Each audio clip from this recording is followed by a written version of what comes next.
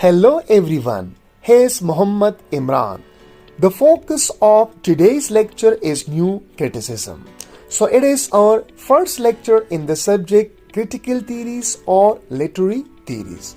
If you are the students of BS English or MS English, so this lecture will be very fruitful for you. Let's begin our today's lecture, new criticism. So you are learning linguistics and literature with Muhammad Imran.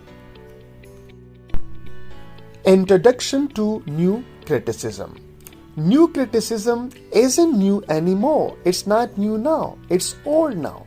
But still, it is studied, it is taught, and it is applied on a literary text. So, its heyday lasted from the late 1940s until the late 1960s, right?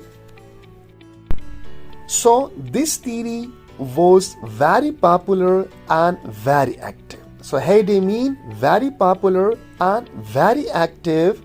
That is from 1940s until the late 1960s.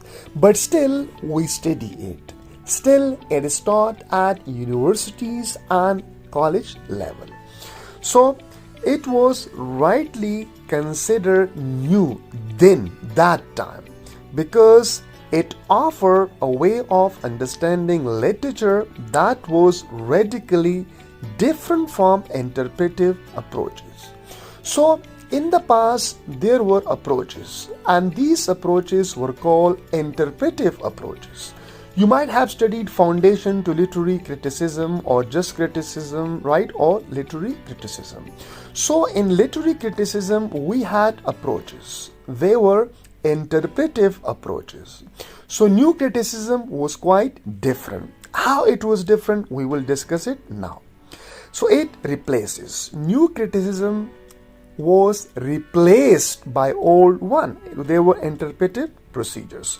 But you will still see new criticism discussed in literature and theory anthologies, sometimes under the name formalism. Sometimes you will find that for new criticism the term formalism will be used, right? Because its method of literary analysis is still used today. As I told you earlier, that new criticism is not new anymore. But still, it is studied, it is taught, and it is applied, right? So this new criticism, it was in the reaction of old literary approaches, which were interpretive approaches, right? So we will discuss how this new criticism is different from old interpretive procedures or old interpretive approaches. So what was before new criticism, right? What kind of interpretive approaches were there before new criticism? So before the new criticism, as it was called, arrived on the post-World War II scene, right? It arrived after post-World War II. The study of literature usually meant one of the two things. In the past, before new criticism, what happened? Literature usually meant one of the two things. First, the attempt by literary critic or historian to determine authorial's intentions, right? So what was the focus when a literature or a piece of text was analyzed or was interpreted? So the critics would see authorial intention, that what was the intention of a writer when a writer was producing such and such work, right? For example, when Shakespeare was writing Macbeth, so what was his intention? Or when Dickens was writing The Tale of Two Cities, so what was his intention, right? Or when Milton was writing Paradise Lost, so what was his intention? So that was the procedure, that was the approach through which a literature would be interpreted in the past. So first, the critic would see authorial intention. What did the author intend the work to mean? So we didn't have our own meaning to literature, right? We would rely on the intention of the author.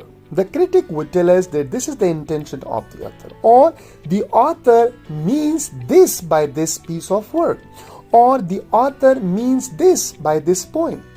So everything was dependable on the intention of the author who produced a work.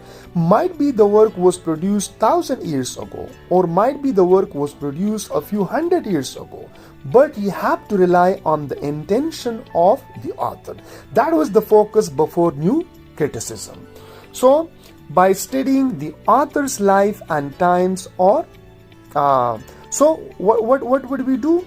We studied the author's life and the author's time, or the author's social and political background.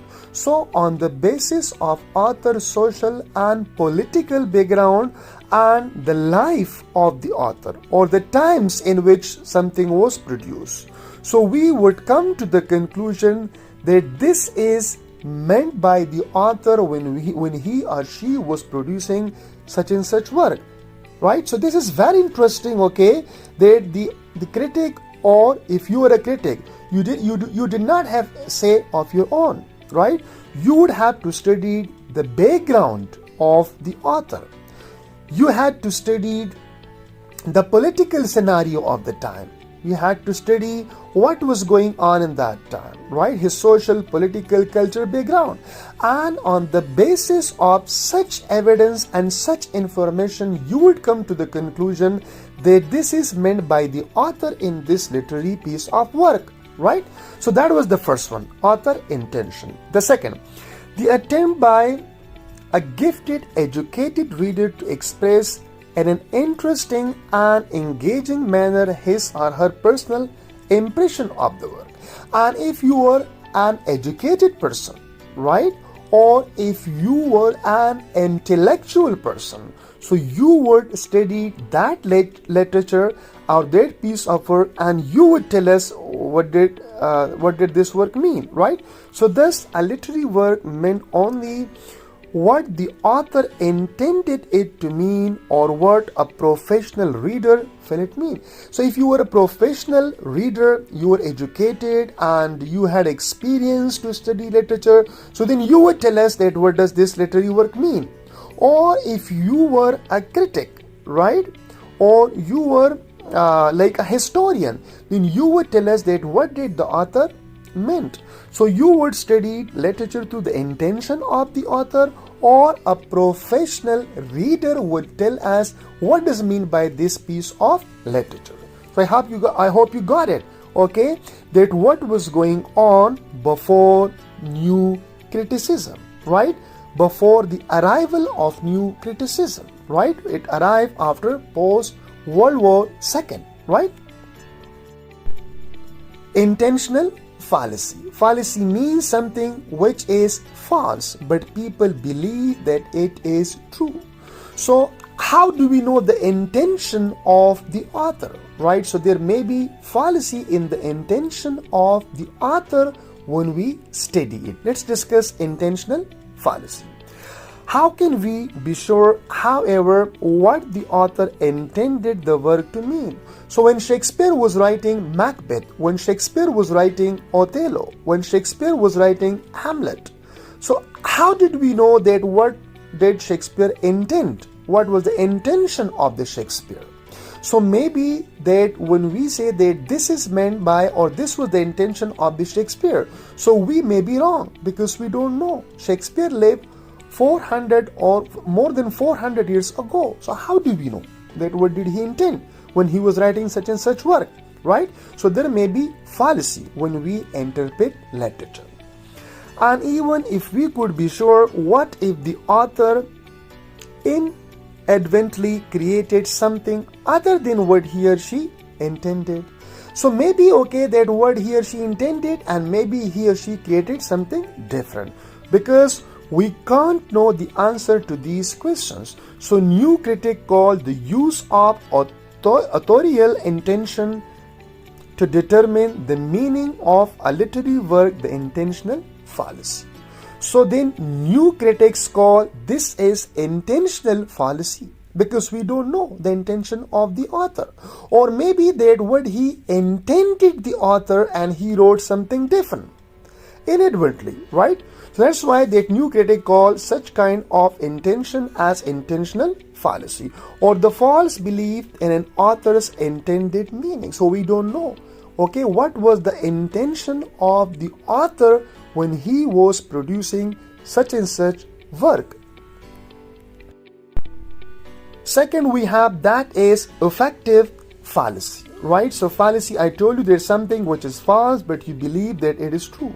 So maybe, okay, when you say that something is true because of you, out of your emotions and feeling, you're saying that something is true. So by affective, we mean when you associate your feeling and emotion to something, something may be false, but you make it true.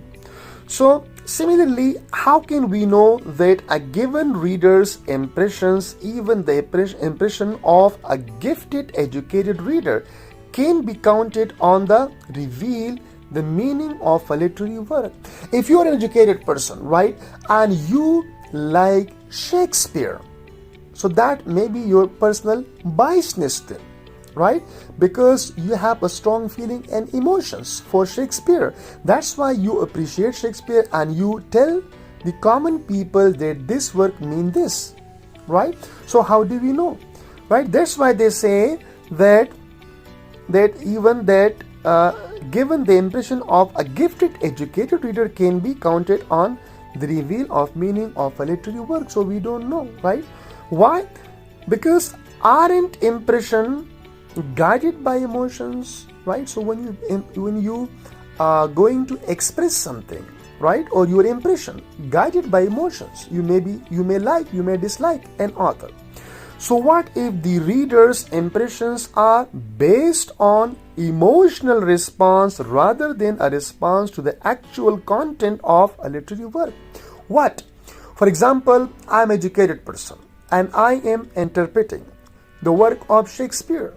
So what if my impression are based on my emotions and feeling? Then they can't be true, right?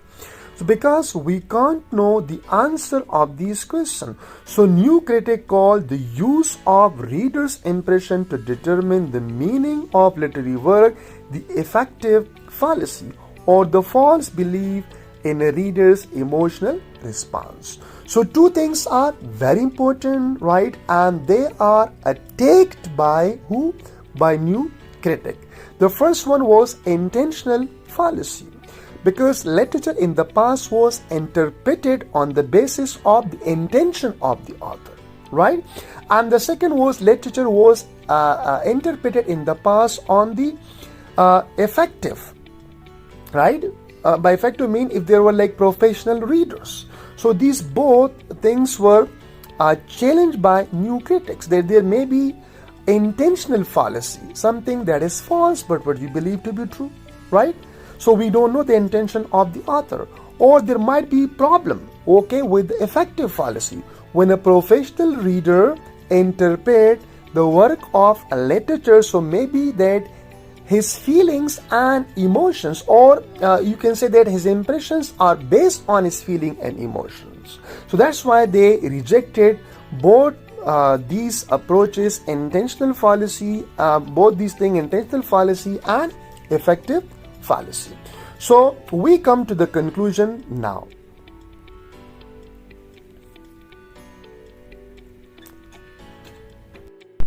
In short, neither the study of authorial intention nor the provision of a talented reader's impression focuses on the literary work or the text itself, as new critics call it. So what new critics think? They say that the study of authorial intention or the provision of a talented reader's impressions, they did not focus on the literary work or the text itself.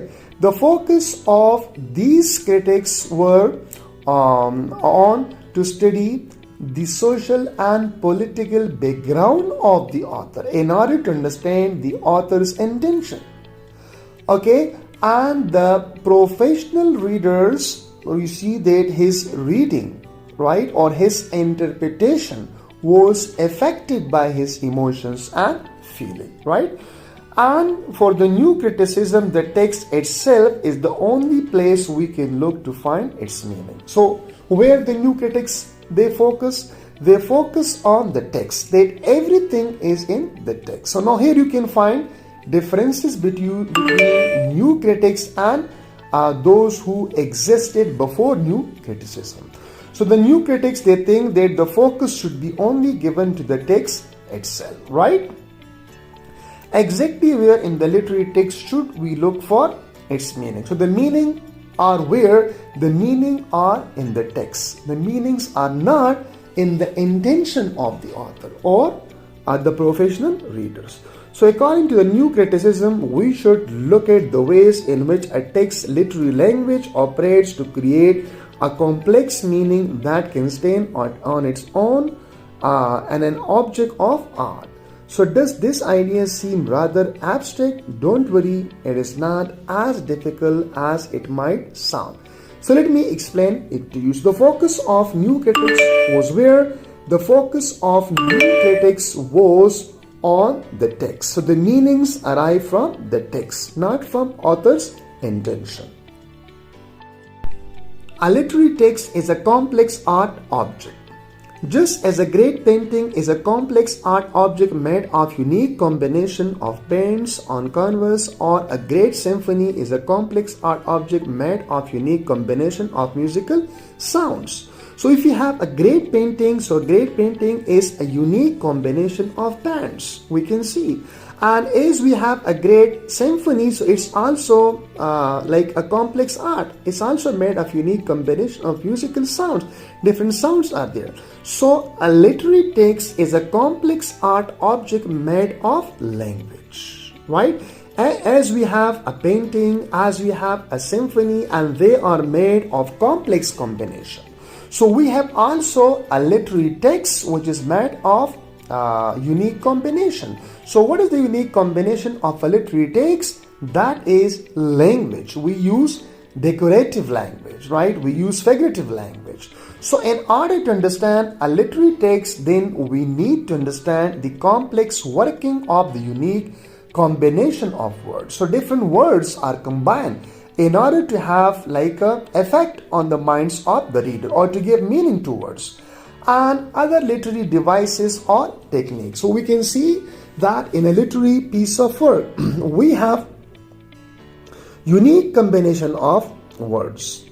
We can see that, a literary devices or techniques are used, right? Like there is metaphor, there is simile, imagery, and synecdoche, and personification, right? And foreshadowing. So different techniques are used in that literary text of which it is made. So any claim about what a text means must have textual support. If you say what a text means, it must have a textual support. And this support we can't see in the criticism which occur before new criticism, or evidence that back up the claim that is based on the words found in a text itself. Sounds similar. Most of us are taught to analyze literature by backing up our opinion of the text meaning with textual support, evidence of character speech, actions, and physical appearances, description of plot, events, and setting, and so forth. So when you are analyzing a literary text, so the focus should be given to the language, how the language is used, right? What kind of figurative devices are used, fine, and how this literature, how this text is designed, what are the evidence, how the characters speak, okay, what are the actions of the character. So these all things we can find from the text. So this is the way that a new critic will analyze a text, by looking only to the text, how language is combined, how like a text is a unique combination of several words, right? So this is okay what a new critic thinks about a piece of literature or a piece of text. On this slide, we will discuss new critical theory to understand literature. Indeed, we can begin to use new critical theory to understand literature by asking the following two questions about the literary text we want to interpret. First, what does the text mean? So if you ask this question, what does the text mean? So you are doing what? You are applying a new critical theory or new criticism. So what is the message communicated by the text as a whole, right? And how can I support my claim about the text meaning with textual evidence? So when you're taking evidence from the text or you have textual evidence, so you are doing what? You are doing new criticism. So gaining a more thorough knowledge of how to analyze textual evidence, of how to analyze the language of which a literary text is made, is an effective way to deepen our appreciations of literature and improve our ability to interpret it. Literary language and other kinds of language. So according to new critics, the language of literature is different from other kinds of language. As new criticism observe, literary language is different from other kinds of language. For example, scientific language and most everyday language are used to communicate practical matters as clearly as possible. So the language of literature is not that much clear as the language of everyday life situation and scientific language. So what changes have scientists reported in the fish population of Ohio River over the last decade? So when was the last time I went fishing on the Ohio River? So this is okay that everyday life situation, that when was the last time I went fishing on the Ohio River? That is very much clear. Or if that is scientific language, for example, so then that would be that what changes have scientists reported in the fish population of the Ohio River over the last decade. You can see that these two kinds of languages are very much clear, right? But the language of literature is not that much clear because we use different techniques, we use different devices, we use figurative language, right? So, and there is like unique combination of words. So the meanings then are given when we study the text, right? On this slide, we will discuss literal language versus figurative language. So, literal language is most often used in everyday life situation, while figurative language is used in literature. It doesn't mean that we can't use figurative language in everyday life situation. In everyday life situation, we also use figurative language, right? But most often figurative language is used in literature, right? So as these two questions illustrate, scientific and everyday language depend on literal or actual meaning of words. So when you use scientific language or everyday life situation language, so it depends on literal or actual meaning of words which are given in dictionary. If I refer to a river literally as I did in the two questions above, I am referring to a physical body of water of substantial length that flow in one direction and contain like aquatic life form. So you can see that if I take the literal meaning of the word river, so I am referring to what? I am referring to a physical body of water of substantial length that flow in one direction. So that is the literal meaning of the word river, right? While on the other hand, in contrast, literary language frequently employs such literary devices as figurative language or language that implies something more than or other than itself. For instance, if I refer to a river figuratively, I might be using the word river to invoke the idea of journey, nature, life, or anything that a river can reasonably figure.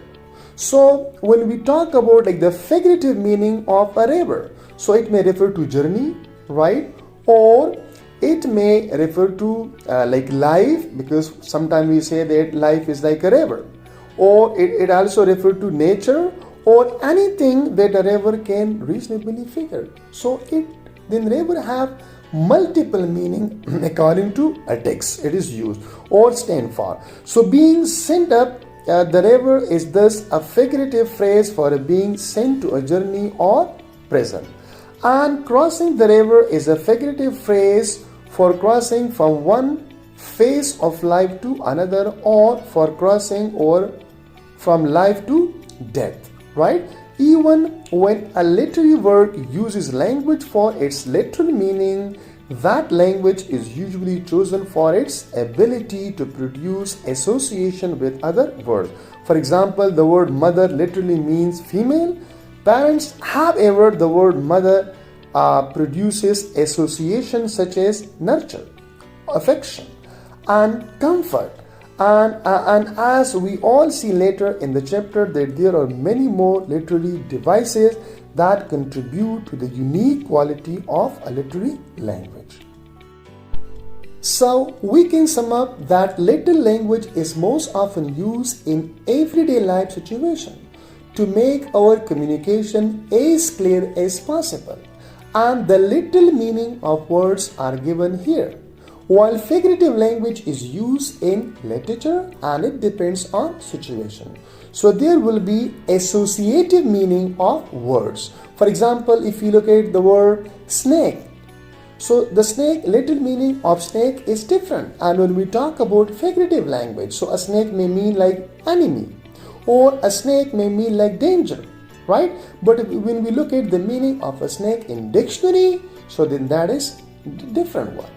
So therefore we can see that, or we can say that the literal meaning of a word is different than the figurative meaning of a word, right? So here is a question. What are new critics and formalists interested in? First, they are interested in what is on the page. So the focus is on the page, on the text. They do not look at the authorial background. They do not focus on the intention of the writer or author. Second, they argue that it is only textual detail that should be of interest. So the focus of new critics and formalists is on textual detail. They look at textual detail and they gain and take meaning from the text. So at the center of this are two phases central to early 20th century criticism. Firstly, an intense focus on the text, and secondly, a preoccupation with quality that would evolve into contemporary idea of literary canon. So when they give focus to the text, so from there we can see the rise of new criticism. So thank you so much. It was an introduction to new criticism, and we learned that what kind of interpretive approaches existed before the arrival of new criticism. So in the next lecture, we will discuss in detail practical criticism and new criticism. So keep watching and enjoy learning with Muhammad Imran. Please don't forget to subscribe and like the channel.